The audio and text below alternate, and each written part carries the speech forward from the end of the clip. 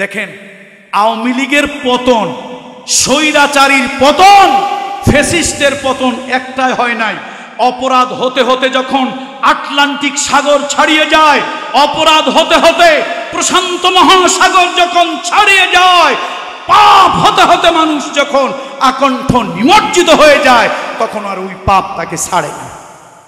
সুতরাং আওয়ামী লীগের জিল্লতি, আমি তো বলি ঢাকা বিশ্ববিদ্যালয়ে রাষ্ট্রবিজ্ঞানের ছাত্র ছিলাম, 1000 বছরের ভিতরে পৃথিবীর কোনো রাষ্ট্রপ্রধান সরকারের এরকম করুণ পরিণতি হয়েছে যে প্রধানমন্ত্রী, চৌকিদার, দফাদার, তার সামসা, লিডার, ক্যাডার সহ এমনকি জাতীয় মসজিদের খতিব সুদ্ধা পালায় গেছে। 1000 বছরে পৃথিবীতে এরকম দ্বিতীয় আরেকটা ইতিহাস নাই। من الشيطان الرجيم بسم الله الرحمن الرحيم ولا تقولوا لمن يقتل في سبيل الله أموات بل أحياء ولكن لا تشعرون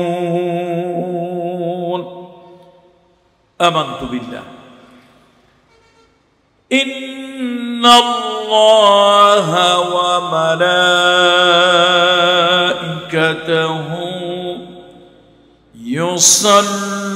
يصلون على النبي يا أيها الذين آمنوا صلوا عليه وسلموا تسليما اللهم صل على سيدنا مولانا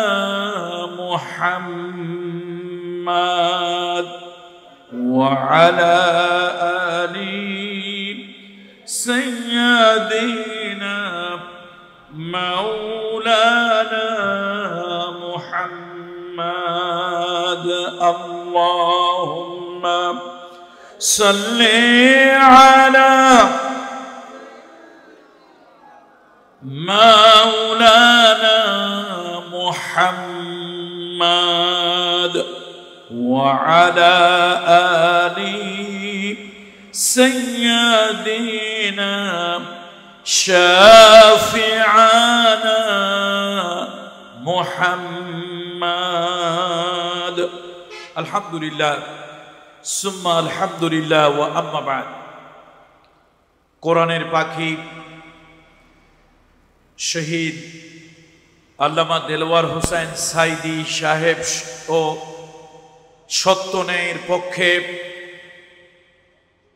দেশের স্বাধীনতা, সার্বভৌমত্ব, ফ্যাসিবাদ মুক্ত বাংলাদেশ গড়ার লক্ষ্যে যখনই যারা জীবন দিয়েছেন সকল শহীদদের স্মরণে এবং তাদের আত্মার দরজা বুলন্দি উপলক্ষে আজকের এই সিরাতুন নবী সাল্লাল্লাহু আলাইহি ওয়াসাল্লাম মাহফিল ও দোয়ার অনুষ্ঠান, সকল শহীদদের স্মরণে আজকের এই সিরাতুন নবী সাল্লাল্লাহু আলাইহি ওয়াসাল্লাম ও দোয়ার মাহফিলের সম্মানিত সভাপতি মহোদয় জনাব আলহাজ মাওলানা ইউনুস নূরি সাহেব হাফেজাহুল্লাহ,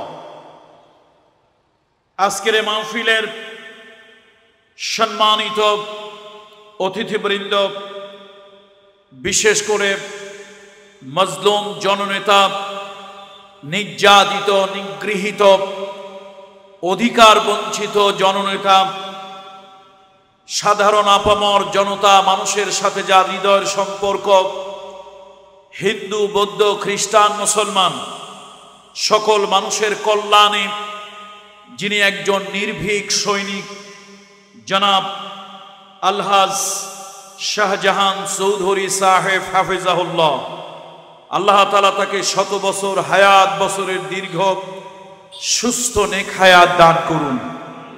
আজকের মাহফিলের সম্মানিত অতিথিবৃন্দ, স্পেশাল গেস্ট জনাব ডাক্তার শাহাদাত হোসাইন, জনাব মাস্টার সিরাজুল ইসলাম এবং অন্যান্য সম্মানিত অতিথিবৃন্দ, আমি অধম গুনাহগার সহ অন্যান্য যে সকল বিদগ্ধ উলামা ইকরাম আজকের এই শহীদদের স্মরণে আয়োজিত সিরাতুন নবী সাল্লাল্লাহু আলাইহি ওয়াসাল্লাম মাহফিলে যারা বক্তব্য রাখবেন রেখেছেন, আলহাজ মাওলানা মহিউদ্দিন সাহেব হাফিজাহুল্লাহ, জনাব মাওলানা মুজিবুল হক হাফিজাহুল্লাহ এবং আজকের ইসলামী সঙ্গীত শিল্পী আবু সাদেক মোহাম্মদ নোমান সহ সকলের প্রতি হৃদয়ের গহীন থেকে উষ্ণ অভিনন্দন।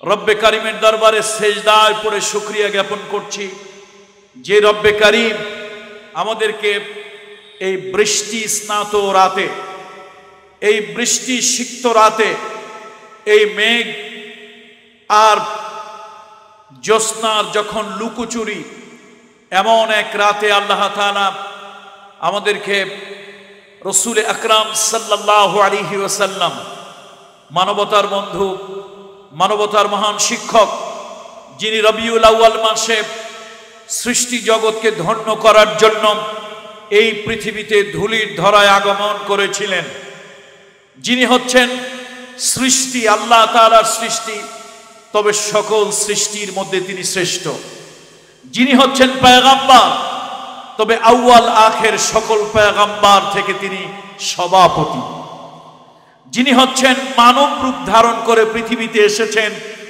তবে তিনি হচ্ছেন সকল কুলের সকল যুগের সর্বশ্রেষ্ঠ মহামানব, সেই রহমাতুল লিল আলামিন, হাবিবে কিবরিয়া, নবিয়ে রহমা, সরদারে দো জাহান মুহাম্মদ রাসূলুল্লাহ সাল্লাল্লাহু আলাইহি ওয়াসাল্লাম, তার এই মিলাদের মাসে আজকের এই সিরাতুন নবী মাহফিল শহীদ আল্লামা দেলওয়ার হোসেন সাইদি নব্বারাল্লাহু মারকাদাহু ওয়া জাআলাল জান্নাতা মাসওয়াহু, তিনি সহ সত্যের পক্ষে যখনই যারা শাহাদাত বরণ করেছেন, বিশেষ করে অন্যায়কে উৎখাত করার জন্য, অসত্যকে নির্মূল করার জন্য, দেশের মানুষের অধিকার পাওয়ার জন্য যুগে যুগে যারা আন্দোলন সংগ্রাম করে জীবন দিয়েছেন, সেই সকল শহীদদের স্মরণে আজকের মাহফিল আল্লাহ তাআলা কবুল করে নিন। আপনারা রাত জেগে বয়ান শুনছেন, শুনবেন, তবে আমার একটা পরামর্শ, এবছর গত মাসের 4 তারিখে বাংলাদেশের কওমি আলিয়া বিভিন্ন মানহাজ, আহলে হাদিস, তরিকাত, বিভিন্ন মানহাজের উলামা ইকরাম আমরা একত্রিত হওয়ার একটা সুযোগ হয়েছিল। বন ও পরিবেশ মন্ত্রণালয়ের অধীনে একটা নয়েজ পলিউশন, শব্দ দূষণ, সাউন্ড পলিউশন নিয়ে একটা সেমিনার হয়েছে। আমরা চিন্তা করে দেখেছি, পৃথিবীতে একমাত্র বাংলাদেশ যেখানে মানুষের ঘুম নষ্ট করে উচ্চ স্বরে আমরা বিবাহর ডেক সেট বাজাই, মিলাদুন নবী, সিরাতুন নবী, ওয়াজ মাহফিল, খতমে কোরআন করি, মানুষের ঘুম নষ্ট করে গভীর রাত জেগে ওয়াজ শোনাটা, ওয়াজ করাটা, রাত জেগে কোরআন তেলাওয়াত করে অন্যের ঘুম নষ্ট করা ইবাদত নয়, তবে ওয়াজআলনা নাওমাকুম সুবাতা, আল্লাহ তাআলা বরং ঘুমকে একটা ইবাদত করেছেন, ঘুমকে একটা নিয়ামত করেছেন। আমি এই কথাটা বলার উদ্দেশ্য হলো, সাতকানিয়া লোহাগাড়ার মানুষ মাশাআল্লাহ যথেষ্ট আবেগপ্রবণ, ওলামা ইকরামদের প্রতি তাদের যথেষ্ট আবেগ। আপনাদের বাংলাদেশ থেকে এই ভালো কাজটা শুরু আপনাদেরকে করতে হবে। রাত 11টার পর আর কোনো মাহফিল নয়, রাত 11টার পর আর কোনো মাহফিল নয়। বিয়ে বাড়ির ডেক সেটে দিয়ে একজন রুগীর যেরকম কষ্ট হয়, ওয়াজ মাহফিলের কথা দিয়েও একজন রোগীর কষ্ট হয়, কথা ঠিক কিনা বলেন? উচ্চ সাউন্ড এটা কখনোই মানুষের জন্য কল্যাণকর নয়। আল্লাহ তাফসিরে ইবনে কাসিরের মধ্যে এসেছে 49 নম্বর সূরা, সূরার নাম হলো হুজরাত। সূরার নাম কি? এই সূরার যে গুরুত্বপূর্ণ আয়াত, লা তারফাউ আসওয়াতাকুম ফাওকা সাউতিন নবী। আম্মা জান আয়েশা সিদ্দিকা রাদিয়াল্লাহু তাআলা আনহা তার হুজরার মধ্যে তিনি ইবাদতে ছিলেন। আম্মা জান আয়েশা সিদ্দিকা রাদিয়াল্লাহু তাআলা আনহা তিনি হচ্ছেন নবীজির রাসূলুল্লাহর সেই বিবি। আল্লাহর হাবিব ইন্তেকালের পরে নবীজির কবর দেওয়া হলো। আল্লাহর নবীর রওজা মোবারক যেখানে, ওই জায়গায় একটা বেড়া দিয়া বাকি জায়গায় আম্মা জান আয়েশা সিদ্দিকা থাকেন। তিনি লোকদেরকে কোরআন শিক্ষা দেন, হাদিস শিক্ষা দেন। মসজিদে নববীর দেওয়ালের মধ্যে একটা লোক কি যেন পিটাচ্ছিল। আমরা যেরকম জিনারি প্যারাক পিটাই, কি পিটাই না? কোথাও বলে জলি, আপনারা কি বলেন? প্যারাক কোন, জলি কোন, জিনারি কোন, বুঝলেই হয়েছে। তো এইটা যখন হাতুড়ি দিয়ে পিটায় আওয়াজ হয় না হয় না? তাফসীর ইবনে কাসিরের মধ্যে এসেছে এই মসজিদ নববীর মাটির দেওয়ালের ভিতরে ছিল, আওয়াজ হচ্ছে। আম্মা জান আয়েশা সিদ্দিকা পড়েন রাদিয়াল্লাহু তাআলা আনহা, তিনি ডাক দিলেন তার খাদেমকে, যাও দেখে আসো এই বেওকুফ, এই নাদানটাকে।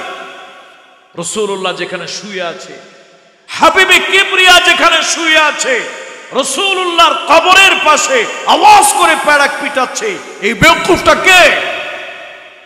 তাকে বলো এটা বন্ধ করার জন্য। সে কি কোরআন শরীফের ওই আয়াত সে পড়ে নাই? লা তারফাউ আসওয়াতাকুম ফাওকা সাউতিন নবী ওয়ালা তাজহারু লাহু বিকাউলিন কাজহরি বা'দিকুম লিবা'দিন আন তাহবাতা আমালুকুম। আল্লাহু আকবার। ভয় আমার গায়ের চামড়া দেখে দাঁড়ায় গেছিল। কি কঠিন কথা, আন তাহবাতা আমাল। সুতরাং আসুন, রাগ করছেন আপনারা?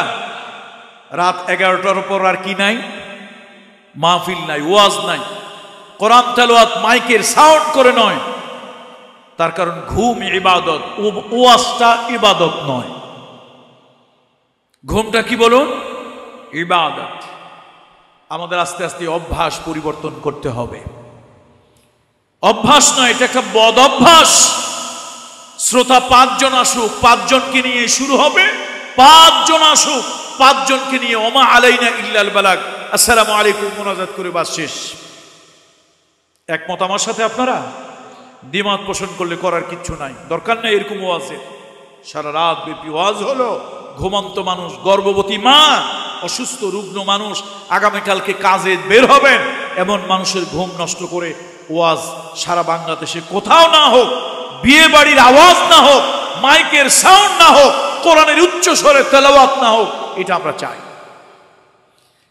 আসুন, আজকে 2টা সাবজেক্ট, সময় খুব লম্বা নয়। আর কোরআন হাদিসের কথা শুরু করলে মাশাআল্লাহ, আপনারা মনে করছেন আনসারী সাহেব ফজর পর্যন্ত বলতে পারবে না। আরে আনসারীকে এরকম 1000 আনসারীও যদি দাওয়াত দিয়ে ভাড়া করে আনেন, তারপরও কোরআন হাদিসের কথা বলে 1000 রাত বের হয়ে যাবে, 1000 রাত পার হয়ে যাবে, তারপরও শেষ হবে না। ওই যে আমাদের দেশে আগে আমরা ছোটবেলা ছাত্রবেলা আমরাই পড়েছি আলিফ লায়লা গল্প, আলফুন লাইলুন, 1000 মাসের গল্প।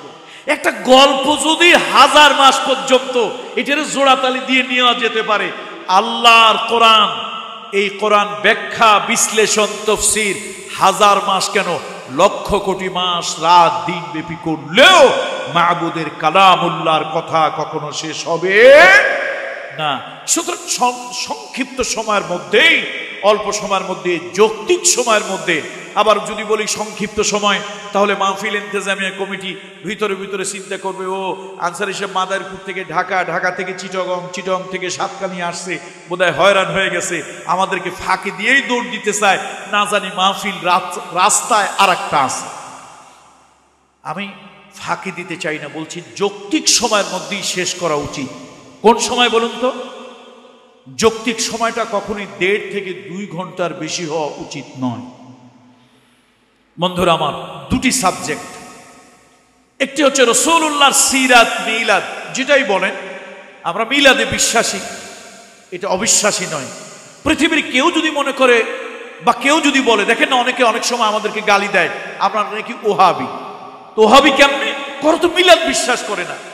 আল্লাহু আকবার। পৃথিবীতে মানুষ, মুসলমান তো পরের কথা, মানুষ আমার হাবিবে কিবরিয়া রহমতের নবীর মিলাদ, মিলাদ মানে জন্ম, রাসূলুল্লাহর জন্ম যে বিশ্বাস করে না, ও তো মানুষ তো দূরের কথা, গরু ছাগল কিনা তা আমার সন্দেহ হয়। মুসলমান তো পরের কথা। কি বলেন আপনারা আমার সাথে একমত উলামা একরাম? তো সুতরাং ভাই এই উল্টাপাল্টা কথাবার্তা কেন বলে? 2000 কোটি বার, 1000 লক্ষ কোটি বার সকল ন্যূনতম ঈমান যার মধ্যে আছে, সে ওহাবি হোক, সুন্নি হোক, কড়াইয়া হোক, যাই হোক না কেন, মানুষ যে মুহাম্মদ রাসূলুল্লাহ নামক এক মহাপুরুষ পৃথিবীতে আগমন করেছিলেন, নবীজির মিলাদ তিনি বিশ্বাস করতেই হবে। যদি বিশ্বাস না করে, ও মুসলমান এটা পরের কথা, ও মানুষ কিনা এটা আমার সন্দেহ। গরু আর ছাগল যেরকম অনেক কিছু জানে না, ও মানবরূপী একটা গরু ছাগল ও কিছু জানে না। কথা ঠিক কিনা বলুন? সুতরাং মুহাম্মদ রাসূলুল্লাহ মানবতার বন্ধু, মানবতার শিক্ষক, নবিয়ুনা সাইয়্যিদুনা কুদওয়াতুনা, হাবিবে কিবরিয়া পৃথিবীতে আগমন করেছিলেন। এটা আমাদের যার মাসলাক মানহাজ, আমরা আহলে হাদিস হতে পারি, তবলিগি হতে পারি, পীরের মুরিদ হতে পারি, আমরা আহলে সুন্নাত ওয়াল জামাত পন্থী হতে পারি, যে যেই মাযহাব মানহাজ মাসলাকের হই না কেন, রহমতের নবী পৃথিবীতে আগমন করেছিলেন। এই ধুলির ধরায় নবীদের সভাপতি মুহাম্মদ রাসূলুল্লাহর আগমন হয়েছিল। এইটা আমরা সকলেই বিশ্বাস করি, নবীর মিলাদ। বলেন হাত উঁচু করে, আমরা একমত না দ্বিমত? একমত না দ্বিমত? পৃথিবীতে রাসূলুল্লাহ এসেছেন, আগমন করেছিলেন।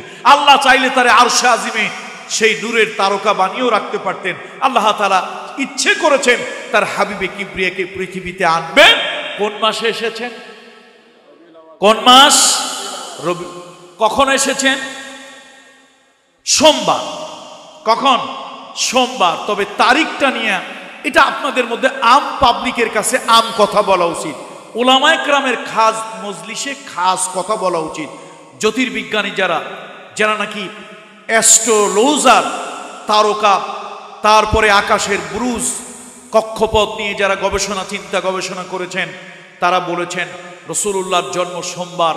এটা নিয়ে পৃথিবীর কারো কোথাও কোনো ধরনের তর্ক বিতর্ক হতে পারে সম্ভব নয়, হওয়া উচিত নয়। পৃথিবী একমত, সমগ্র পৃথিবী একমত, কালো ধলা, আমির ফকির, শিক্ষিত অশিক্ষিত, কাফের মুসলমান, সবাই একমত মুহাম্মদ রাসূলুল্লাহর জন্ম পৃথিবীতে আগমন কোন দিন? সোমবার। হাবিবে কিবরিয়া সোমবার এসেছেন। এখন এই সোমবারই যদি তার আগমন হয়, তাহলে অনেকে হিসাব কিতাব করে বলেছেন সে তারিখটা ছিল 9 তারিখ। এটা আপনাদের আলোচনা না, আম পাবলিকরে নিয়ে এগুলি আলোচনা না। আম পাবলিকের কাছে পাবলিক যা বললে বসে ওইটাই আলোচনা। আমাদের দেশে মশহুর কথা হচ্ছে নবীজি 12 তারিখে পৃথিবীতে আগমন করেছিলেন, বাস কথা এখানে শেষ। কিন্তু উলামায়ে কেরামদেরকে জানতে হবে, আলেমদেরকে পড়তে হবে, আলেমদেরকে শিখতে হবে। না হলে নাই যদি শেখেন তা আপনি কিসের আলেম?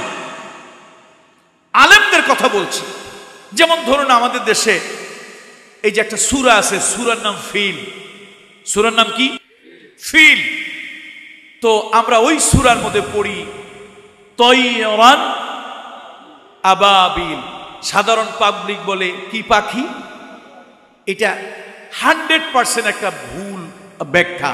কিন্তু আরবিতে একটা কথা আছে, একটা ভুল যদি, গলত যদি দীর্ঘদিন চলতে চলতে মাস, দিন, শতাব্দী পার হয়ে যায়, তাহলে এই ভুলটাই সঠিক হয়ে যায়। এটাকে বলে গলদে সহি। সুতরাং তৈরন আবাবিল মানে আবাবিল পাখি না, তৈরন আবাবিল মানে ঝাঁকে ঝাঁকে পাখি। কি পাখি? কিন্তু পাবলিক কি ঝাঁকে ঝাঁকে পাখি বলে না আবাবিল পাখি বলে? তো আমরা আলেমরাও আপনাদেরকে বোঝানোর জন্য কোন পাখি বলি? আলেমরা জানে এটা আবাবিল পাখি বলে না, ঝাঁকে ঝাঁকে পাখি, কিন্তু পাবলিক যা বললে বোঝে, আমাদেরকে তাই বলে বোঝানোটাই হলো সার্থকতা। বন্ধুরা আমার, আসুন, হাবিবি কিবরিয়া রহমতের নবী পৃথিবীতে আগমন করেছেন রবিউল আউয়াল মাসে।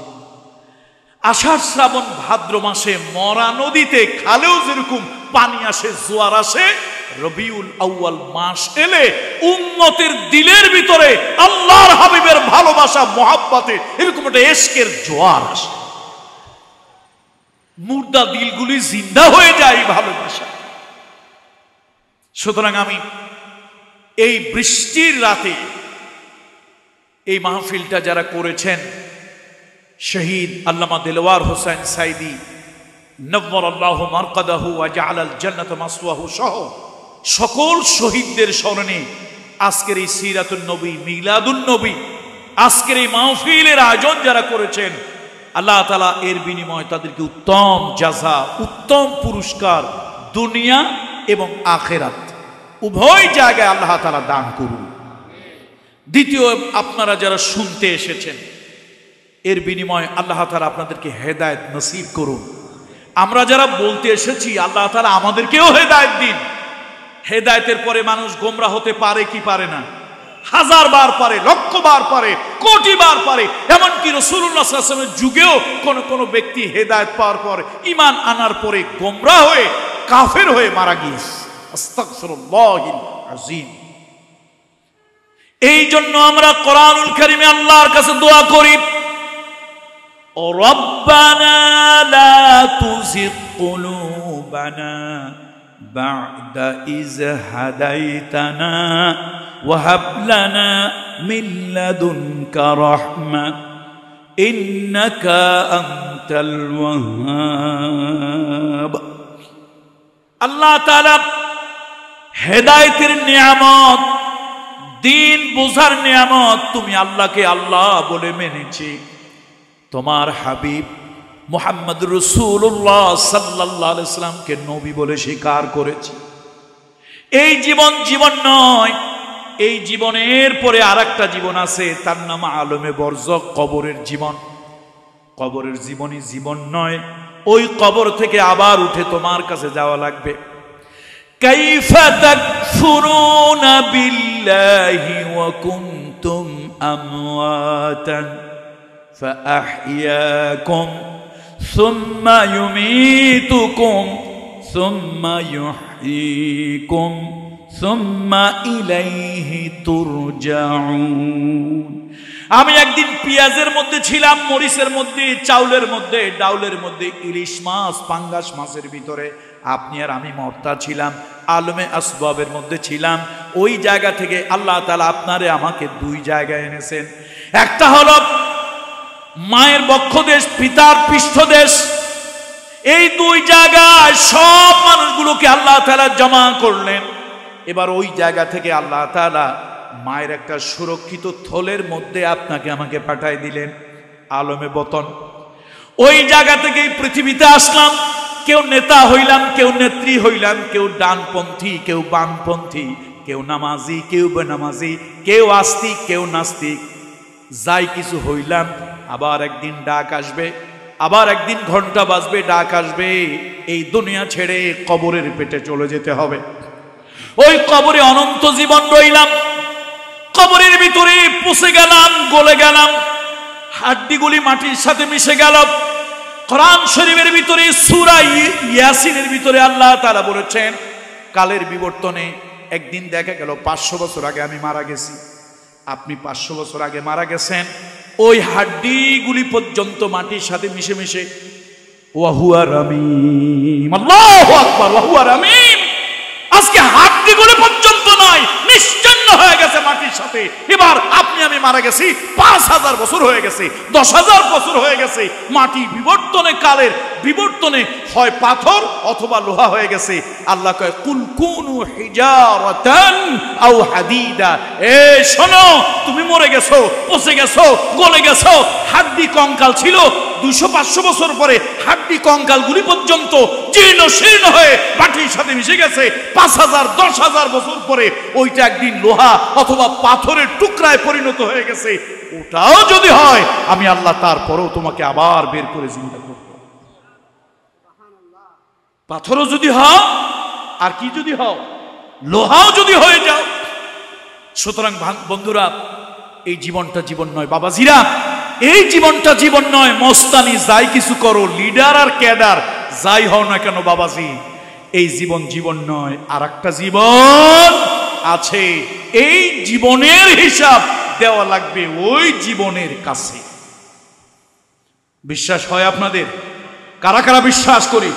লিল্লাহে তাকবীর, লিল্লাহে তাকবীর। বিশ্বাস করি কি করি না? হয়তো অত নেকের কাজ, সওয়াবের কাজ করি না, কিন্তু আমরা বিশ্বাস করি আখেরাত, পরকাল আছে। আল্লাহর আদালতের সামনে আমাদেরকে কি করতে হবে? দাঁড়াতেই হবে। বন্ধুরা, শহীদদেরকে নিয়ে একটু কথা বলি। কোরআন সূরা বাকারা 154 নম্বর আয়াতে কারিমা আপনাদের সামনে আমি তেলাওয়াত করেছি। শহীদদের সম্পর্কে রাসূল পাক সাল্লাল্লাহু আলাইহি ওয়াসাল্লামের সাথে সামনে কথা বলে আমরা মাহফিল শেষ করব। শহীদদের ব্যাপারে আল্লাহ তাআলা কোরআনুল কারীমের ভিতরে বলেন, ওয়ালা তাকুলু লিমান ইউকতালু ফি সাবিলিল্লাহি আমওয়াত। আল্লাহর রাস্তায় যারা শহীদ হয়, আল্লাহর রাস্তায় যারা মারা যায়, আল্লাহ তাআলার রাস্তায় যারা নিহত হয়, তাদেরকে তোমরা মৃত বলো না, তাদেরকে তোমরা মৃত বলো না। আমওয়াত, মৃত বলো না তাদেরকে, বাল আহইয়াউন, ওই মানুষগুলো হলো জিন্দা। ওয়ালাকিন লা তাশউরুন, বরং তোমরা বুঝো না, জানো না। আল্লাহর রাস্তায় যারা মারা যায়, নিহত হয়, আল্লাহর দ্বীনের পক্ষে কথা বলার জন্য যাদেরকে হত্যা করা হয়, তোমাদের ভাষায় তারা আহত, নিহত, হত্যা হয়েছে, কিন্তু তারা হলো শহীদ। বলেন তারা কি? শহীদ।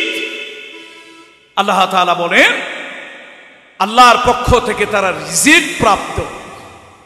আল্লাহ মুতার প্রান্তরে সে ঘটনা আমরা 80-র দশকে আল্লামা সাইদি সাহেব রাহিমাহুল্লাহু তাআলার জবান থেকে রজব আলী প্যারেড গ্রাউন্ড ময়দানে সে ওয়াজ।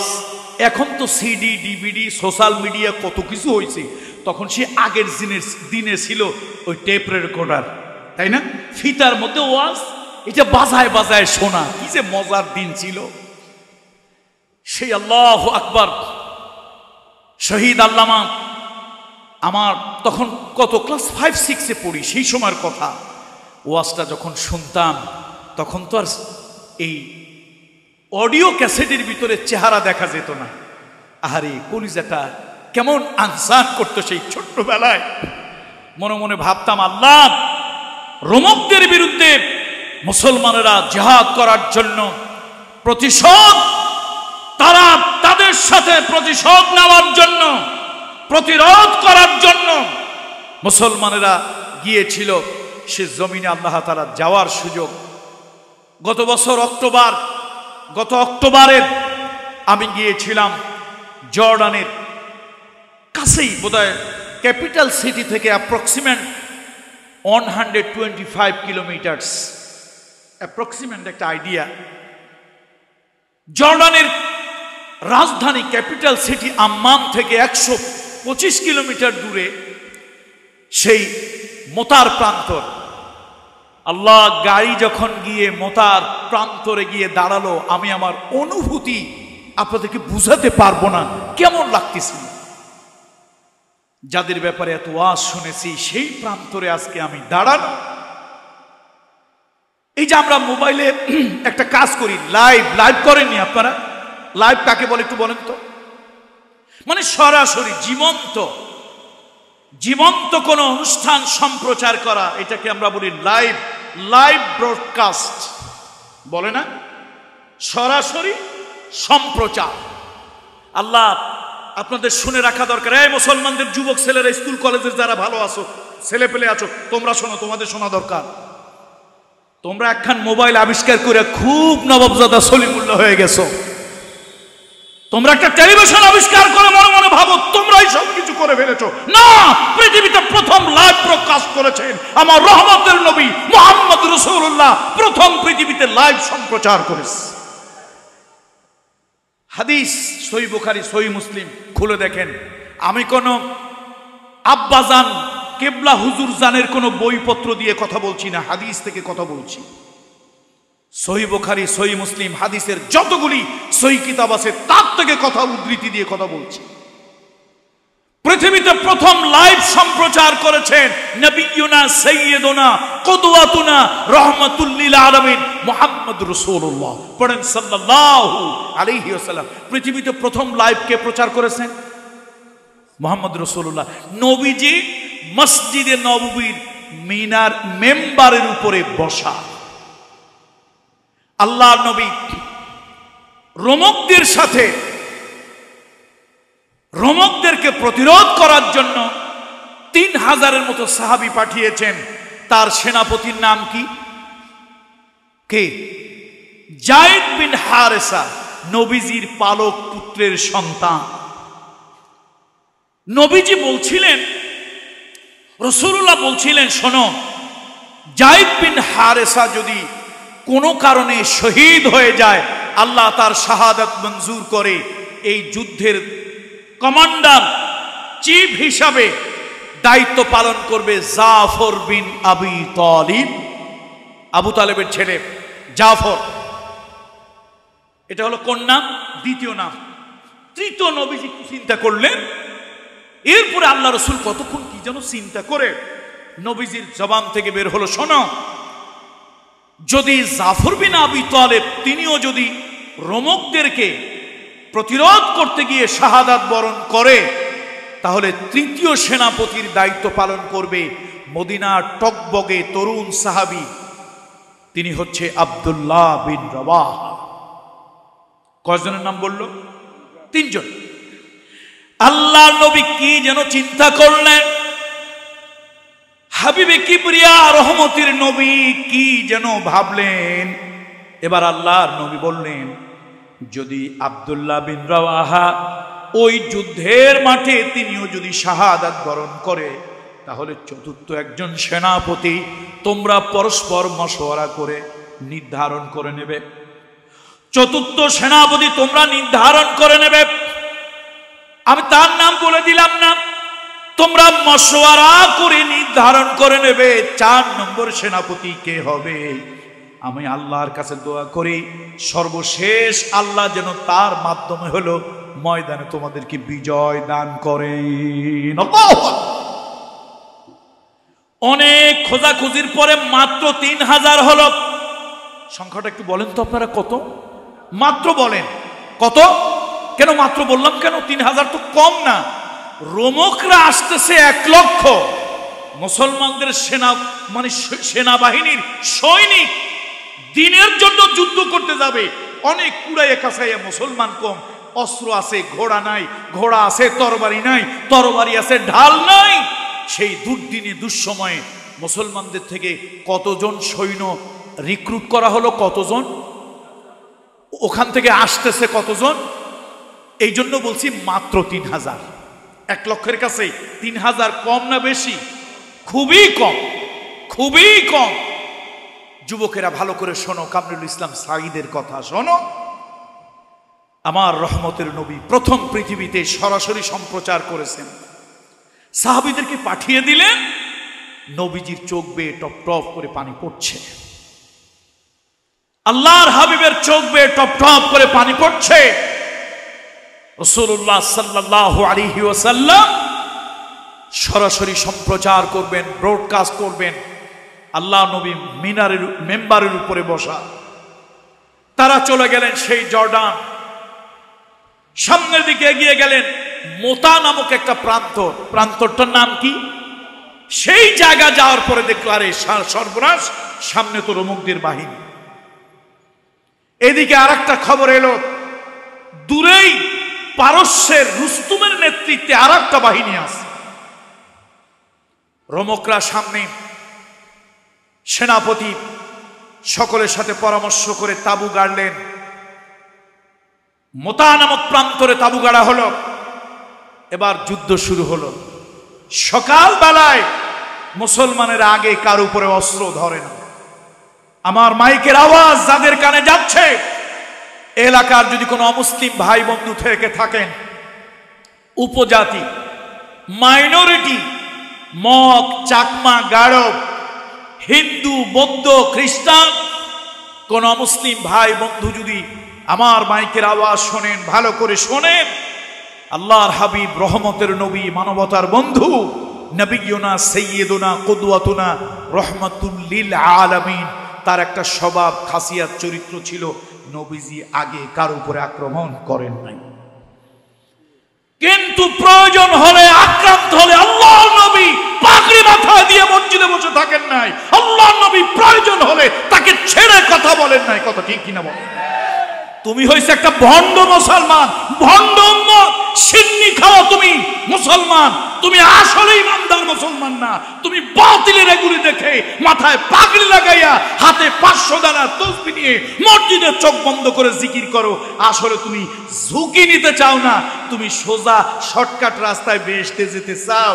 সেগুড়ে বালি, তোমার গন্তব্য বেহেশত নয়, তোমার গন্তব্য মুনাফিকের জাহান্নাম। আমার রহমতের নবী আগে কাউকে আক্রমণ করতে বলেনও না, এটা নবীজির সুন্নত নয়। তবে আক্রান্ত হইলে কাউকে নবীজি কি করেন নাই? ছেড়ে দেন নাই, ছাড় দেন নাই। রাসূলুল্লাহর আদর্শের সৈনিকেরা রোমকদের কাছে প্রস্তাব পাঠালো। সে প্রস্তাবে কাজ হলো না। তার কারণ টাকা, ক্ষমতা, অস্ত্র বেশি থাকলে লোকের একটু গাও গরম গরম থাকে। দেখেন না কত রাজনৈতিক দলের পার্টি টাটি আছে, সমর্থক কর্মী একটু বেশি, ভাবখানা এরকম সেইরকম করে যেন ওনারা বিরাট একটা কিছু হয়ে গেছে। সোনামণি, কিছুই হও নাই, কিছু হও নাই। পাবলিক তোমারে সমর্থন করতে যেরকম দেরি লাগে না, আবার তোমার উল্টাইয়া খালের মধ্যে নিয়ে সুবাইতে সময় লাগে না। এই জন্য খবরদার, জনগণের কেউ প্রভু নিজের মনে করবা না, জনগণের বন্ধু এবং সেবক মনে করবা। তোমার জনসমর্থন বেশি আছে বলেই তুমি যা ইচ্ছা তাই জনগণের উপরে জবরদস্তি করে চাপিয়ে দেবে না। রোমকদের সেনাবাহিনী, সৈন্য সংখ্যা কম না বেশি? কত বেশি? কত বেশি? অনেক বেশি। গাও গরম, রক্ত গরম, অস্ত্রের গরম। যুদ্ধ শুরু হয়ে গেল, অনাকাঙ্ক্ষিত যুদ্ধ শুরু হয়ে গেল। এই যুদ্ধের সেনাপতি হলেন হযরত উসামা, হযরত যায়েদ রাদিয়াল্লাহু তাআলা আনহু। এই যুদ্ধের প্রথম সেনাপতি তিনি ময়দানে নামলেন। রহমতের নবী কোন জায়গায় বসা? কথা বলেন না। আল্লাহর নবী মদিনার মসজিদের মেম্বারের উপরে বসা। রাসূলুল্লাহর চেহারা মোবারক যেন কেমন। হঠাৎ রহমতের নবীর চোখ বেয়ে টপ টপ করে পানি পড়ছে। দয়ার নবী, মায়ার নবীর চোখ বেয়ে পানি পড়ছে। রাসূলুল্লাহ বললেন, ময়দানে তীব্র যুদ্ধ শুরু হয়ে গেছে। আমার কলিজার টুকরা, আমার সন্তান পালক পুত্র যায়েদ ঝান্ডা নিয়ে গিয়েছে, কিন্তু তাকে বাতিলেরা, কাফেরেরা চতুর্দিক দিয়ে ঘিরে ধরেছে, তাকে শাহাদাত করে দিয়েছে। রাসূলুল্লাহর কান্না দেখে, আল্লাহর হাবিবের চোখের পানি দেখে মসজিদে নববীতে ছোট ছোট কচি কাঁচা যারা ছিল, বুড়া মানুষ, বৃদ্ধ মানুষগুলো যারা ছিল, আল্লাহর হাবিবের চোখের পানি দেখে কেউ চোখের পানি ধরে রাখতে পারে না। রাসূলুল্লাহ বললেন, এবার যুদ্ধের ঝান্ডা নিয়ে সেনাপতির দায়িত্ব পালন করার জন্য বের হয়ে আসলো আমার চাচাতো ভাই জাফর। এই জাফর যখন বিদায় নিয়ে যায়, রাসূলুল্লাহ যখন 3000 সাহাবীকে পাঠাবেন, নবীজি বললেন, যাও যার যার বাড়ি যাও, যার যার বাড়ি গিয়া বিবি বাল বাচ্চার কাছ থেকে বিদায় নিয়ে আসো। যখন বিদায় হয়েছিল যায়েদ ডেকে বলেছিল, ইয়া রাসূলুল্লাহ, আমার তো আর কেউ নাই, মা খাদিজা আমাকে এনেছিলেন, আমাকে গোলাম হিসাবে কিনেছিলেন, আপনি আমাকে মুক্ত করে দিয়েছিলেন, আপনি আমাকে স্বাধীন করে দিয়েছিলেন, কিন্তু আমি যাই নাই। আপনি কাবা ঘরের সামনে দাঁড়িয়ে আমাকে পালক পুত্রের ঘোষণা দিয়েছিলেন, আমি একজন গোলাম, আপনি আমার বাবা। এখন আমার মা খাদিজা নাই, মা আয়েশা সিদ্দিকা আছে, তিনি শুনেছেন, আমার তো আর কোথাও বিদায় নেওয়ার জায়গা নাই, যাব না। জাফর বিন আবি তালিব বাসায় গিয়া বিবিকে বলেছিলেন, ও বিবি, রোমকদের বিরুদ্ধে একটা লড়াই হবে, ওই লড়াইয়ে রাসূলুল্লাহ তাদেরকে প্রতিরোধ করার জন্য আমাদেরকে পাঠাচ্ছে। বিবি হাসি দিয়া কয়, এরকম যুদ্ধে তো যান, আল্লাহর কাছে হাত দুইখানা তুলে ফরিয়াদ করি, আল্লাহ, আমার স্বামী জিহাদের ময়দানে যাচ্ছে, গাজী বানাইয়া তারে আমার বাড়িতে ফিরাইয়া দিও। হযরত জাফর বিন আবি তালিব তরবারিটা বের করে ফেললেন, কোমরের মধ্যে চামড়ার যেই খাপের ভিতরে তরবারিটা ঢুকানো, তরবারিটা বের করে ফেললেন। তরবারিটা বের করে তরবারি ধারালো পিঠ দিয়ে নয়, উল্টা পিঠ দিয়ে বিবির গায়ে একটু হালকা আঘাত করলেন আর একটা হাসি মারলেন। এটা মার নয়, এটা হলো ভালোবাসার একটা নিদর্শন। তরবারির উল্টা পিঠ দিয়া বিবির গায়ের মধ্যে একটা হালকা মৃদু আঘাত করে একটু ফিক করে হেসে দিলেন। হাসি দিয়া কয়, তোমার স্বামীর প্রেমে তুমি বড় পাগল, এই জন্য দোয়া করো স্বামী গাজী হয়ে যেন ফিরে আসে। ও বিবি, স্বামীর প্রেমে যতই পাগল হও না কেন, এই যুদ্ধ অন্য যুদ্ধের মতো নয়, 1,00,000-এর বিরুদ্ধে মাত্র আমরা 3,000। আর এই যুদ্ধে অন্যান্য যুদ্ধে নবীজি সেনাপতি একজনকে বলে, এই যুদ্ধে রাসূলুল্লাহ 3 জনের নাম বলেছে, আর মাঝখানে হলো আমার নাম। আমার মনটা, কলবটা, হৃদয়টা বলে দিচ্ছে এটাই হলো তোমার সঙ্গে আমার শেষ দেখা। যদি এটাই আমার শেষ যুদ্ধ না হবে, রাসূলুল্লাহ আমার নামের আগে একজনকে কেন বললেন, পরে আবার একজনের কথা কেন বললেন? আমার মন ছুঁয়ে গিয়েছে, এটাই আমার শেষ যুদ্ধ, বিদায় দাও, বিদায় দাও। বিবি, আমার সন্তানগুলো রইল, আমি দিনের জন্য যেই রাস্তায় চললাম, আমার এই মাসুম বাচ্চাগুলো বড় হলে ওরাও যেন দিনের ওই রাস্তায় চলে, আমার সন্তানগুলোকে তুমি ওই রাস্তায় চলার জন্য তৈরি করিও। এই বলে জাফর বিন আবি তালিব বের হয়ে গেল। পিছনে সন্তানগুলি আব্বা আব্বা বলে কাঁদতেছে, আর স্ত্রীও পিছনের দিক থেকে কাঁদতেছে। জাফর বিন আবি তালিব একবারও পিছনের দিকে তাকায় না। বিবি বলল, স্বামী এত কঠিন কেন হলেন? পিছনের দিকে কেন তাকান না? শেষ বিদায় যদি হবে তাহলে একটু দাঁড়ান, একটু কথা বলি। জাফর বিন আবি তালিব চোখ দিয়ে দর করে পানি পড়ে, দর করে চোখ দিয়ে পানি পড়ে, আর বলে, ও বিবি, তোমার সাথে শেষ বিদায়ের এই চোখের পানিটা আমি দেখতে চাই না।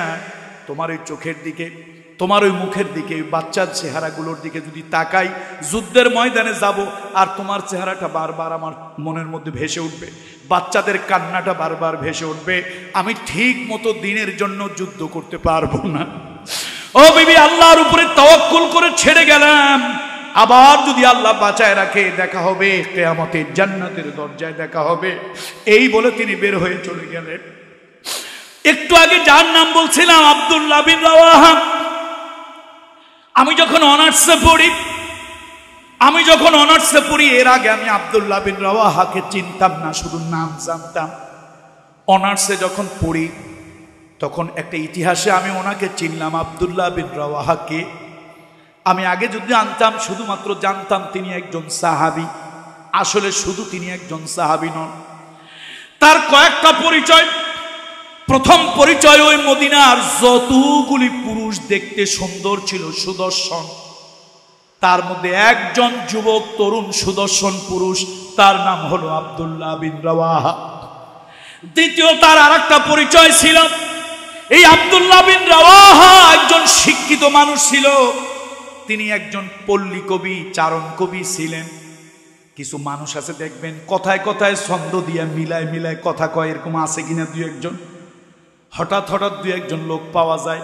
এই আব্দুল্লাহ বিন রাওয়াহা তিনি ছিলেন একজন চারণ কবি, স্বভাব কবি, পল্লী কবি, যা বলতেন সুন্দর মিলায় মিলায় ছন্দ দিয়ে কথা বলতেন।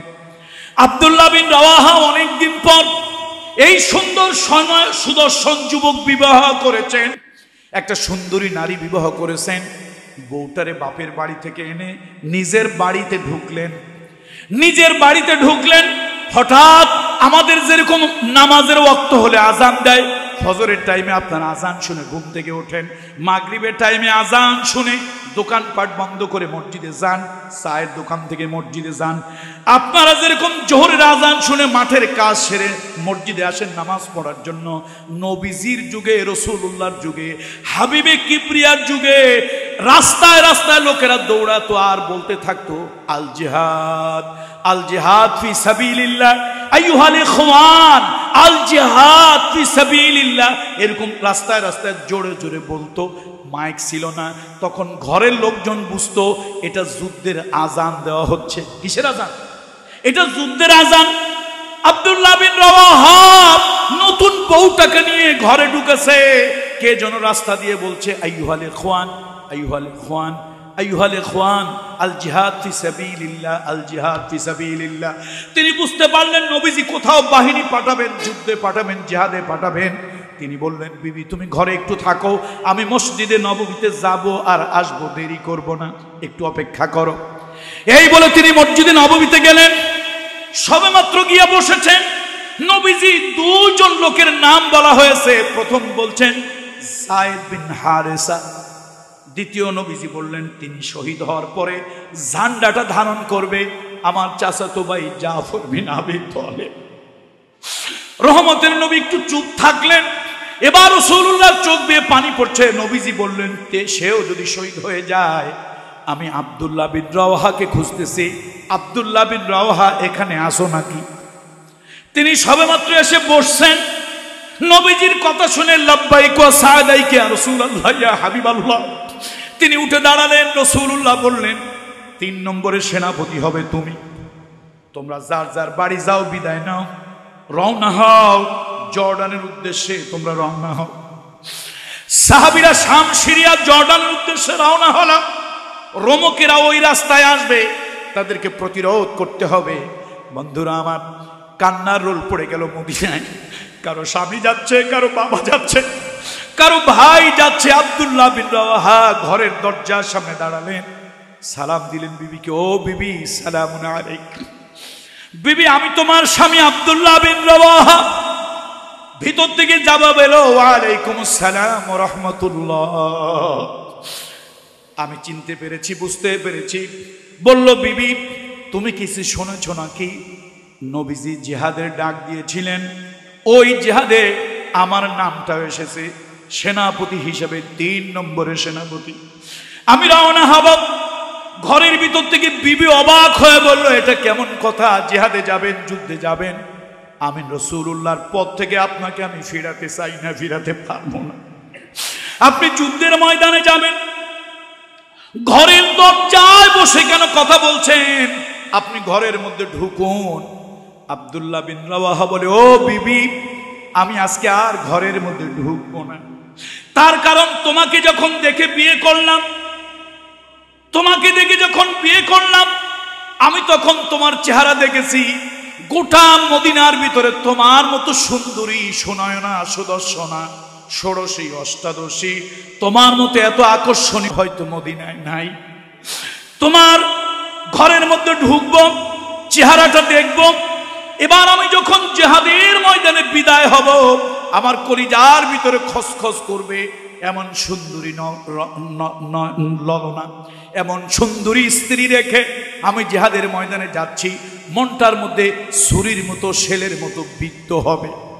এই জন্য আমি তোমাকে দেখবো না, তোমার চোখ দিয়া পানি পড়বে। ওই দৃশ্যটা আমাকে যুদ্ধের ময়দানে বড় ভাবাবে। আমি হয়তো দিনের জন্য ঠিক মতো যুদ্ধ করতে পারবো না। ও বিবি, আমি তোমার সাথে ঘরে ঢুকবো না, দেখা করবো না।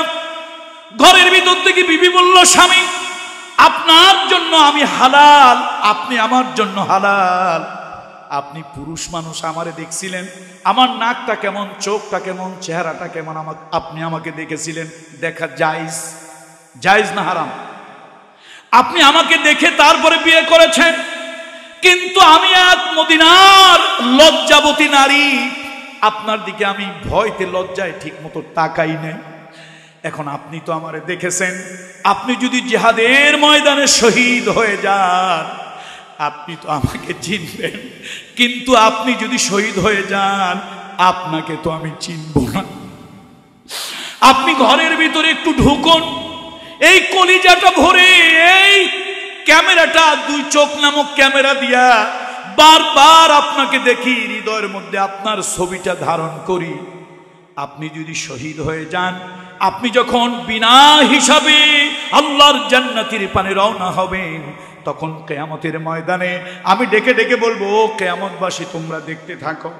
আমার স্বামী আব্দুল্লাহ বিন রাওয়াহা আমাকে মদিনার সব থেকে সুন্দরী সুদর্শনা নারী আমাকে বিয়ে করে এনে ঘরের মধ্যে রেখে নবীজির কথায় যুদ্ধের এলান শুনে গিয়েছিল, সেনাপতির দায়িত্ব নিয়ে রোমকদের সাথে যুদ্ধ করার জন্য গিয়েছিল, শহীদ হয়েছিল।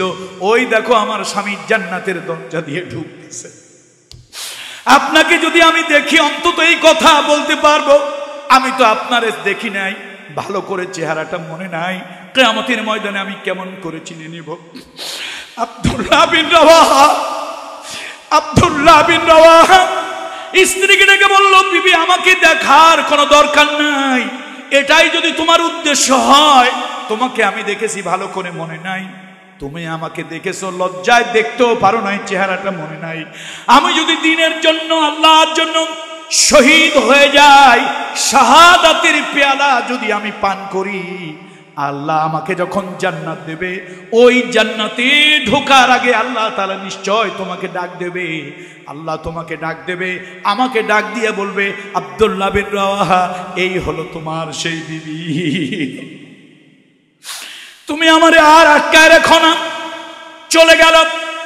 আমি যখন গাড়ি থেকে মুতার প্রান্তরে যখন নামলাম, শহীদ আল্লামা সাইদি সাহেবের সে ক্লাস 5-6 পড়তাম, সাফুল খামেস, সেই সময়ের কথা, সেই ক্যাসেটগুলি বারবার ভিতরে জাগতেছিল, আমার শরীরের লোমগুলি দাঁড়ায় গেল। আমি নিজে যেন একটা আবেগ প্রবণ হয়ে গেলাম, স্মৃতির পাতার ভিতরে হারিয়ে গেলাম। গিয়ে দেখলাম দুইজন সাহাবী পাশাপাশি ঘুমিয়ে আছে, একজন এই জায়গায় একজন এই জায়গায়। একজন হলেন যায়েদ বিন হারেসা রাদিয়াল্লাহু তাআলা আনহু, আরেকজন হলেন পাশেই শুয়ে আছে জাফর বিন আবি তালিব। এই জাফর বিন আবি তালিব তিনি যখন যায়েদ বিন হারেসার পরে ময়দান থেকে যখন আওয়াজ এলো যায়েদ বিন হারেসা শহীদ হয়ে গেছে, দ্বিতীয় সেনাপতিকে ডাক দাও। হযরত জাফর বিন আবি তালিব যুদ্ধের পোশাক পরে তরবারি ঝান্ডা নিয়ে সামনের দিকে এগিয়ে গেলেন। যুদ্ধের রীতিনীতি ভঙ্গ করে। প্রত্যেক দেশের কিছু যুদ্ধের নীতি আছে, কিন্তু যেই দেশগুলি সন্ত্রাসী, আমেরিকার মতো সন্ত্রাসী, ইসরায়েলের মতো সন্ত্রাসী, সোভিয়েত ইউনিয়ন রাশিয়ার মতো, ফ্রান্স আর জার্মানির মতো যারা সন্ত্রাসী, ওরা মুখ দিয়ে হিউম্যান রাইটস, মানবতার কথা বলে, কিন্তু এগুলি 1 নম্বরের ডাকাত। কত ঠিক কিনা যারা বলেন? এই ডাকাতগুলি আজকে ইসরায়েলের তাণ্ডবে ফিলিস্তিনির মানুষগুলি না খেয়ে খেয়ে ক্ষুধার যন্ত্রণায় মরে যাচ্ছে।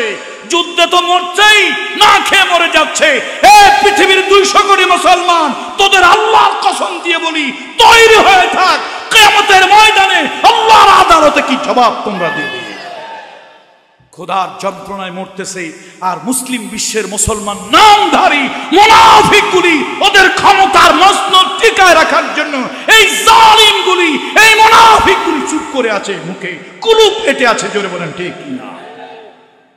জালিমেরা একটা কথাও বলছে না। বন্ধুরা আমার, হযরত জাফর বিন আবি তালিব যুদ্ধের ঝান্ডা নিয়ে, তরবারি নিয়ে, ঘোড়ায় চড়ে তিনি রওনা হলেন। ওই সেনাবাহিনী বেশি, সৈনিক বেশি, এই অস্ত্রের গরমে রোমকরা যুদ্ধের রীতিনীতি ভুলে গেল। যুদ্ধেরও কিছু রীতিনীতি আছে, এগুলো ভুলে গিয়ে তারা আক্রমণ করলো জাফর বিন আবি তালিবের উপরে। হঠাৎ সে আক্রমণে তার এক হাতে ধরা ঝান্ডা যেহেতু তিনি চিফ, তিনি কমান্ডার, তিনি সকলের অগ্রনায়ক, তার হাতে ঝান্ডা থাকবে।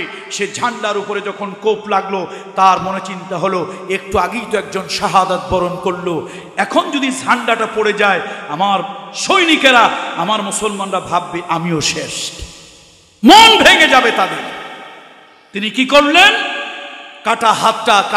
হাতটা কেটে পড়ে গেল। এবার আরেকটা হাত দিয়ে তিনি যুদ্ধের ঝান্ডাতে ধরলেন, ওই হাতের উপরে কোপ মারলো, ঝান্ডাটা পড়ে যাচ্ছিল।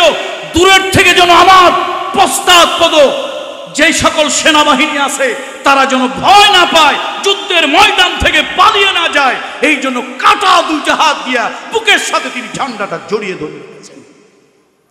ঘোড়ার উপর আক্রমণ হলো, তার উপর আক্রমণ হলো, আনব্যালেন্সড হয়ে গেলেন তিনি। আর ঘোড়ার পিঠে রক্তক্ষরণ বেশি হওয়ার কারণে আর থাকতে পারলেন না, উপর হয়ে পড়ে গেলেন, তার গর্দানের উপরে কোপ মারা হলো। এবার দীর্ঘক্ষণ ঝান্ডার উপরে নাই, উঁচু নাই, দেখা যাচ্ছে না। সাহাবীরা, সৈনিকেরা, রাসূলুল্লাহর সৈনিকেরা ধরে নিলেন, তিনি শাহাদাত বরণ করেছেন। কে যাবে? কে যাবে? সবাই বলল তৃতীয় সেনাপতি তো আব্দুল্লাহ বিন রাওয়াহা। এবার তৃতীয় সেনাপতি সবেমাত্র তিনি বাবুরচিখানায় গিয়ে একটু খাবার নিচ্ছিলেন। ওই চারণ কবি, পল্লী কবি, স্বভাব কবি সবেমাত্র খাবার নিচ্ছিলেন। এমন সময় কে যেন আওয়াজ দিল, সাউন্ড দিল, জাফর বিন আবি তালেব দুনিয়ায় নাই।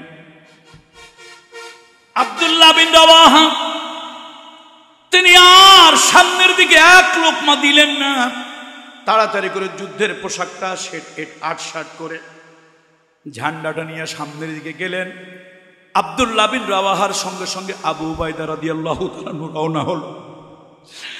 একদিকে আব্দুল্লাহ বিন রাওয়াহা, আর একদিকে সাহাবীদের ভিতরে সিনিয়র সাহাবী আবু উবাইদা রাদিয়াল্লাহু তাআলা আনহু, দুইজনে মিলে সামনের দিকে রওনা হলো। হঠাৎ তাদের নজরে পড়ল কালেমার পতাকাটা বাতাসে পতপত পতপত করে উঠতেছে।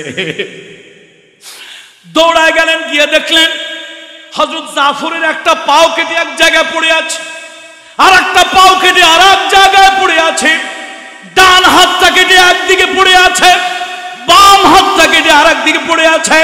কাফের বেদিনের বাচ্চারা যুদ্ধের রীতি ভঙ্গ করে গর্দানের উপরে এমন কোপ মেরেছে, দেহটা আলাদা, কল্লাটা আলাদা হয়ে গেছে।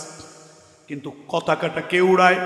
গিয়ে দেখে, কাছে গিয়ে দেখি কল্লাটা আলাদা হয়ে পড়ে আছে, আর এই কাটা মাথা, কাটা কল্লা, শুধু মাথা, দুই দাঁত দিয়া কালেমার পতাকাটারে কামড়ায় ধরে উপরের দিকে উঠায় রেখেছে।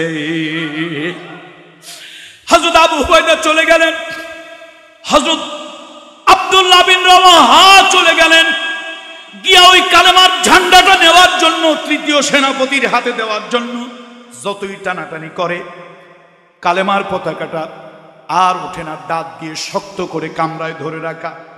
হঠাৎ আবু উবাইদা ডেকে বলে, ও আব্দুল্লাহ বিন রাওয়াহা, তুমি কি জানো না কোরআন শরীফের ভিতরে আল্লাহ তাআলা বলেছে, ওয়ালা তাকুলু লিমান ইউকতালু ফি সাবিলিল্লাহি আমওয়াত বাল আহইয়াউ, আল্লাহর রাস্তায় যারা জীবন দেয় ওরা মৃত্যু না, ওরা শহীদ, ওরা জীবন্ত। সুতরাং আব্দুল্লাহ বিন রাওয়াহা যদিও মাথা আলাদা হয়ে গেছে, কিন্তু নিশ্চয় তিনি বেঁচে আছেন, শহীদ জিন্দা আছেন। এই জন্য তার মুখ থেকে কালেমার ঝান্ডা ছুটায় নেওয়া যাচ্ছে না। আবু উবাইদা কানের কাছে বলেন, ও জাফর বিন আবি তালিব, ওই কাটা মাথাটা শুধু কল্লাটা উঁচু করে ধরলেন, আর কানের কাছে মুখ নিয়ে বলেন, ও জাফর বিন আবি তালেব, তুমি কি আমাদেরকে চিনতে পারছো না? আমরা কোনো নাপাক সৈনিক নই, নাপাক শত্রু নই, আমরা হলাম রহমতের নবী রাসূলুল্লাহর সৈনিক, আমরা মুসলমান। এই বলার সঙ্গে সঙ্গে কালেমার ঝান্ডাটা দাঁত থেকে ছুটে গেল। এবার ঝান্ডা নিয়ে আব্দুল্লাহ বিন রাওয়াহার নেতৃত্বে মুতার প্রান্তরে হযরত জাফরের কবরটা, হযরত যায়েদ বিন হারেসার কবরটা যেখানে, আমি এবার রওনা হলাম আব্দুল্লাহ বিন রাওয়াহার কবরের কাছে। 1 কিলোমিটারের কম, কিন্তু আধা কিলোমিটারের একটু বেশি। সেই আব্দুল্লাহ বিন রাওয়াহা ওই জায়গায় মারা গেলেন, ওই জায়গায় তার কবর। আব্দুল্লাহ বিন রাওয়াহা তিনি ছিলেন স্বভাব কবি, চারণ কবি। তিনি ঝান্ডাটা নিয়ে সামনের দিকে আগাচ্ছেন আর কবিতা পড়তেছেন। এ মুসলমান, তুমি কোন দলের লোক আমি জানি না, জামাত ইসলাম, হেফাজত ইসলাম, তুমি সুন্নি, তুমি ওহাবি, তুমি তবলিগ পন্থী, তুমি পীরের মুরিদ, তুমি আওয়ামী লীগ, তুমি বিএনপি, তুমি জাতীয় পার্টি, তুমি জাসদ। ও মুসলমানের বাচ্চা, আমি কোন দল আর মাসলাক মানহাজ চিনি না। আমি একটা জিনিস চিনি, মুসলমান কেমন জাতি, যিনি জানতেছেন আমার আগের দুইজন শহীদ হয়ে গেছে, আমিও হয়তো শহীদ হয়ে যাব। ওই অবস্থায় তিনি মৃত্যুকে সামনে নিয়ে কবিতা পড়তেছেন। আল্লাহু আকবার। তিনি একজন স্বভাব কবি, কবিতা লিখতেছেন। আল্লাহু আকবার। আল্লাহ যদি আপনাদেরকে কখনো নেয় কাউকে, বলেন আল্লাহুম্মা আমিন। নিজের চোখে দেখে আসবেন। আমরা আলিমে ওলামা ইকরাম এখানে আছেন, কেউ আলেমে, কেউ ফাজেলে। আব্দুল্লাহ বিন রাওয়াহার কবিতা হয়তো কেউ পড়েছেন। আল্লাহ, আমি যখন তার কবর জিয়ারত করতে গেছি, আমি সহ্য করতে পারছি না। এখানে জীবন্ত মানুষ এই কবরে শুয়ে আছে। এটা কোনো পীরের কবর নয়, এটা কোনো বাবার কবর নয়, এটা কোনো ব্যক্তির মাজার নয়। আল্লাহর কোরআন ঘোষণা দিয়েছে সে জীবন্ত মানুষ এই কবরের পর্দার নিচে। আল্লাহ, আমি আবেগ আপ্লুত হচ্ছিলাম। তার মাথার কাছে, তার বুকের পাশে সেই কবিতাগুলো লেখে ছোট্ট ছোট্ট প্লাকার্ড এখনো ঝুলিয়ে রাখা হয়েছে। ইন্তেকালের আগে তিনি তো স্বভাব কবি ছিলেন। মৃত্যু যার সামনে, এমত অবস্থায় তিনি কবিতা পড়তেছেন। বিশ্বাস করেন, আমি জিয়ারত করে সালাম দিয়ে চলে আসলাম। গাড়িতে ওঠার পরে আমি থাকতে পারলাম না। আমার ভিতরে যেন একটা আগুন লেগে গেল। আমি সহ্য করতে পারছিলাম না। গাড়ি থেকে নেমে গেলাম, আবার কবরের কাছে গিয়ে একটু দাঁড়ালাম, আবার সালাম দিলাম। বড় আবেগ লাগতেছে। রাসূলুল্লাহ যাদের মৃত্যু সংবাদ মদিনার মেম্বারের উপরে দাঁড়িয়ে আল্লাহ নবী বলতেছে, এই আমার জাফরের এই হলো, এই আব্দুল্লাহ বিন রাওয়াহা ঝান্ডা হাতে নিল, এই সামনের দিকে এগিয়ে গেল স্বাচ্ছন্দ্যে কবিতা পড়তে, আর সামনের দিকে এগিয়ে যাচ্ছে বাতিলের মোকাবেলা করার জন্য। নবীজি বলতেছে, রহমতের নবীর চোখ বেয়ে টপ টপ করে পানি পড়তেছে, দাড়ি মোবারকগুলোর উপরে পানি লেগে নিচের দিকে আসতেছে। ওদিকে মদিনার সকলে কাঁপতেছে। হাদিসের একটা বর্ণনার ভিতরে এসেছে, হযরত আব্দুল্লাহ বিন জাফরের স্ত্রী একটু বেশি কান্নাকাটি, আবেগ করে আওয়াজ করে কান্নাকাটি করছিল। নবীজি তাকে লোক পাঠালেন, যাও তাকে গিয়ে বলো ইসলামে নারী এরকম আবেগে চিৎকার করে আওয়াজ করে কান্নাকাটি করার কোনো সুযোগ নাই। আল্লাহু আকবার। কবরের কাছে আমি গেলাম, দাঁড়িয়ে থাকতে পারলাম না। আসলাম গাড়িতে, আবার কে যেন আমাকে রশি দিয়ে টানতেছে। আল্লাহ, আমার কাছে অনুভূত হচ্ছে একটা আলাদা আবেগ। আমি এক কোরআন বর্ণিত, কোরআনে ঘোষণা করা হয়েছে যাদের ব্যাপারে, এমন জীবন্ত মানুষের পাশে আমি দাঁড়িয়ে আছি।